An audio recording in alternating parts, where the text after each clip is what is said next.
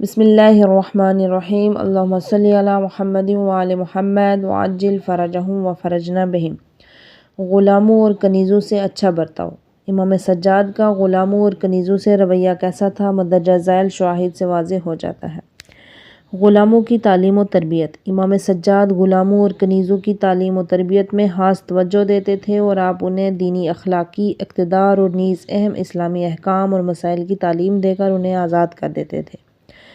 امام سجاد کا یہ سلوک غلاموں اور کنیزوں کو اس قدر اثر انداز ہوا کہ وہ آپ کے دل و جان سے شیدائی ہو گئے اور آپ کی ولایت اور امامت اور اہل بیت کے اعتقادی اصولوں کا مسلسل دفاع کرتے رہے اور کبھی امام سجاد کی خدمت میں ادنیٰ سی گستاخی بھی نہیں کرتے تھے۔ کنیزوں سے شادی اور ان سے اولاد۔ غلاموں اور کنیزوں سے برتاؤ قومی و قبائلی تعصب کا شکار تھا۔ اس دور میں بھی زمانہ جاہلیت کے آثار پائے جاتے تھے۔ امام سجاد نے اپنی تمام تر عظمتوں، علمی رفتوں اور نسبی برتری کے باوجود جاہلیت عرب کی ان تمام وراثتی رسموں کو پس پا کیا اور آپ نے ایک کنیز سے شادی کر لی۔ اس عمل سے آپ کا بنیادی مقصد شریعت کی پاسداری، اسلامی مقاصد کا تحفظ اور معاشرے کو طبقاتی اور قبائلی تعصبات سے رہا کرنا تھا۔ بنی امیہ نے اس بات کی پوری کوشش کی کہ کنیز سے شادی کے سبب امام کی شخصیت و منزلت کو نشانہ بنائیں، لیکن امام سجاد نے اسلامی اقتدار کو مد نظر رکھ کر انہیں دندانِ شکن جواب دیا۔ والی مدینہ عبد الملک بن مروان نے مدینہ کے سرکردہ اور اہم شخصیات بالخصوص امام سجاد کے لیے جاسوس معین کر رکھے تھے۔ انہی جاسوسوں نے والی مدینہ کو بتایا تھا کہ امام سجاد نے اپنی کنیز سے شادی کی ہے۔ مدینہ منورہ میں عبد الملک بن مروان کا جاسوس اسے تمام حالات سے باخبر کرتا تھا۔ امام سجاد نے جب اپنی کنیز کو آزاد کر کے اس سے شادی کی تو جاسوس نے عبد الملک کو خبر دی اور پھر رد عمل میں عبد الملک نے امام سجاد کو کچھ اس طرح خط لکھا: وبعدہ مجھے خبر ملی ہے کہ آپ نے اپنی کنیز سے شادی کی ہے، جبکہ آپ جانتے ہیں کہ آپ کی ہمسری کے لیے قریش میں ایسے خاندان ہیں جن سے رشتہ آپ کے عزت و شرف میں، اولاد میں برتری کا سبب ہوتا۔ آپ نے نہ اپنا لحاظ کیا اور نہ ہی مستقبل میں اپنی اولاد کی عزت اور آبرو کا لحاظ کیا۔ والسلام۔ امام سجاد نے حاکم مدینہ کو مدلل اور دندانِ شکن جواب دیا۔ آپ جواب میں لکھتے ہیں: وبعدہ کنیز سے شادی کے سلسلے میں تمہارا مذہبی خط مجھے موصول ہوا اور تمہارے خیال میں قریش میں ایسے گھرانے ہیں جن سے رشتہ میرے لیے فخر و مباحات اور میری نسل میں برتری کا سبب ہوتا۔ تمہیں یہ معلوم ہونا چاہیے کہ نسلی شرافت اور حسب و نسب میں برتری کے اعتبار سے رسول خدا سے زیادہ کوئی بھی اعلیٰ و برتر نہیں ہے، اور رہی بات کنیز کی تو اسے بحکم خدا میں نے آزاد کیا اور بارگاہ خدا میں اجر و پاداش کا مستحق ہوا۔ پھر سنت رسول کے مطابق میں نے اسے نکاح کیا، اور یاد رکھنا دینی اعتبار سے پاک و پاکیزہ انسان کی کسی بھی چیز سے منزلت نہیں گھٹتی۔ اللہ نے اسلام کو پستیوں، نقص اور عیب اور ملامتوں سے نجات کا ذریعہ قرار دیا ہے۔ ملامت اور ندامت صرف جاہلیت کے آداب اور اخلاق میں ہے۔ والسلام۔ عبد الملک نے خط کو پڑھا اور اپنے بیٹے سلیمان کی طرف پھینک دیا۔ اس کے بیٹے نے کہا: علی بن حسین نے آپ کو بڑا متکبرانہ خط لکھا ہے۔ عبد الملک نے کہا: ایسا نہ بول بیٹا، یہ بنی ہاشم کی زبان ہے۔ جب یہ بولتے ہیں تو ان کی زبان سے معارف کا ایسا سمندر موجیں مارتا ہے جو چٹانوں کے جگر کو بھی چاک کر دیتی ہیں۔ علی بن حسین کی عظمت کے آگے تمام انسانوں کا قد بونا ہے۔ جناب زید بن علی اور ہشام بن عبد الملک کی ملاقات کے دوران کچھ تلخ کلامی ہوئی۔ اس سلسلے میں مورخین لکھتے ہیں کہ جب زید بن علی نے ہشام سے ملاقات کے لیے اجازت مانگی تو ہشام کے حاشیہ نشینوں نے چاروں طرف سے انہیں گھیر لیا اور انہیں دربار میں جانے سے روکنے لگے۔ جناب زید نے کہا: اللہ کے بندوں میں تقوی سے زیادہ نہ کوئی برتر ہے، نہ ہی کوئی پرہیزگار پست ہوتا ہے۔ میں آپ کو نصیحت کرتا ہوں کہ اللہ کی نافرمانیوں سے ڈرو اور پرہیزگاری اختیار کرو۔ ہشام نے کہا: تم اپنے آپ کو خلافت کا حقدار سمجھتے ہو اور خلافت کی تمنا کرتے ہو۔ اے کنیز زادے، تم کب سے خلافت کے خواب دیکھنے لگے؟ جناب زید نے جواب دیا کہ اللہ کے نزدیک عظمت اور برتری میں اس کے برگزیدہ نبیوں سے زیادہ کوئی نہیں ہے، جبکہ ان میں بھی بعض کنیز زادہ تھے۔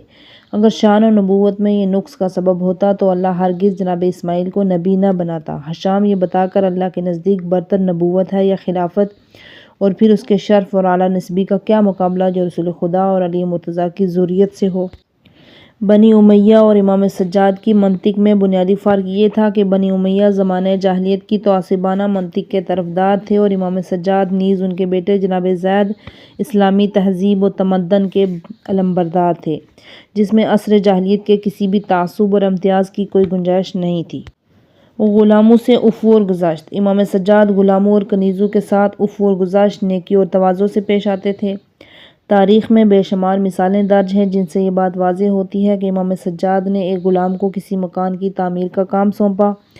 غلام نے تعمیر میں کوتاہی کی اور غیر معمولی نقصانات ہوئے۔ امام سجاد کو یہ دیکھ کر بہت غصہ آیا اور آپ نے تازیانے سے اس کی مختصر سی تنبیہ کی، جس پر آپ کو بے حد افسوس ہوا۔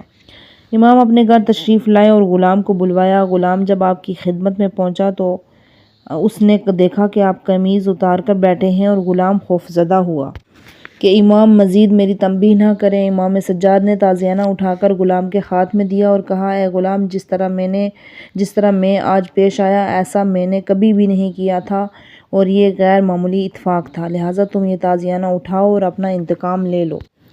غلام نے کہا، آقا خدا کی قسم، میں تو یہی سوچ رہا تھا کہ آپ نے مجھے مزید تنبیہ کے لیے بلایا ہے اور میں تو تنبیہ کا حقدار بھی ہوں، میں کس طرح آپ سے انتقام لے سکتا ہوں؟ امام فرماتے ہیں، وائے ہو، تو کیوں نہیں سمجھتا؟ میری خواہش ہے تو مجھ سے بدلہ لے۔ پھر امام نے فرمایا، معاذ اللہ، جا تو آزاد ہو، 2 بار اختیار ہے۔ اور یہ جملہ آپ نے کئی بار دہرایا، البتہ غلام آپ کے احترام میں تیار نہیں ہوا، لہٰذا امام نے جب دیکھا کہ غلام کسی بھی طرح آمادہ نہیں ہے تو آپ نے فرمایا، ٹھیک ہے، اگر تو قصاص اور بدلے پر تیار نہیں ہے تو یہ مکان تجھ پر صدقہ، اور اس طرح امام نے وہ مکان اسے دے دیا۔ امام کی ایک کنیز وضو کے لیے لوٹے سے آپ کو پانی دے رہی تھی، اچانک لوٹا کنیز کے ہاتھ سے چھوٹا اور امام کے منہ پر گرا اور آپ کا منہ زخمی ہو گیا۔ امام نے سر اٹھا کر کنیز کی طرف رخ کیا تو اس نے اس آیت کی تلاوت کی، وَالْكَاظِمِينَ الْغَيْظَ، اور اپنے غصے پر قابو رکھنے والے۔ امام نے فرمایا، میرا غصہ تھم گیا۔ کنیز بولی، وَالْعَافِينَ عَنِ النَّاسِ، اور لوگوں کو معاف کرنے والے۔ امام نے فرمایا، اللہ نے تجھے معاف کیا۔ کنیز بولی، اور اللہ نیکوکاروں کو دوست رکھتا ہے۔ امام نے فرمایا، جا تو آزاد ہے۔ روایت ہے کہ امام نے 2 مرتبہ غلام کو پکارا، غلام نے کوئی جواب نہ دیا۔ تیسری بار پکارنے پر جب غلام نے جواب دیا تو امام بولے، بیٹا، کیا تم نے میری آواز نہیں سنی تھی؟ غلام بولا، جی سنی تھی۔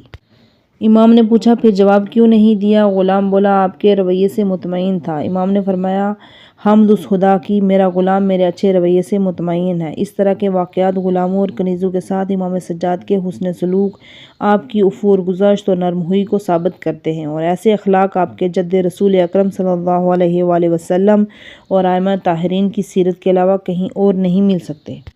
غلاموں اور کنیزوں کا آزاد کرنا۔ امام سجاد غلاموں اور کنیزوں کو آزاد کیا کرتے تھے۔ سال میں 1 مرتبہ اجر و ثواب اور لوگوں کے اندر اس فکر کو رائج کرنے کے لیے اپنے غلاموں اور کنیزوں کو آزاد کیا کرتے تھے، تاکہ اس طرح تمام انسان آزادی میں یکساں اور دوسروں کی بندگی سے رہا ہوں۔ امام سجاد نے بہت سے غلاموں اور کنیزوں کو خرید رکھا تھا، اور آپ ایک مدت تک انہیں اپنے ساتھ رکھ کر ان کی تربیت کرتے تھے، پھر انہیں آزاد کر دیتے تھے۔ بعض مورخین کا کہنا ہے کہ امام سجاد ہر سال ماہ مبارک رمضان کی آخری شب کو لگ بھگ 20 غلاموں اور کنیزوں کو آزاد کرتے تھے۔ امام سجاد نے اپنے اعلیٰ انسانی برتاؤ سے یہ بے شمار غلاموں اور کنیزوں کی زندگی بدل دی اور معاشرے میں انہیں ایک مقام عطا کیا، نیز اپنے رویے سے ان کے دل و دماغ پر اپنی محبت کا نقش بنایا۔ امام سجاد کے اس برتاؤ کے سبب نہ صرف مسلمانوں کی تعداد بڑھی بلکہ اور اہل بیت کے چاہنے والوں میں بھی اضافہ ہوا۔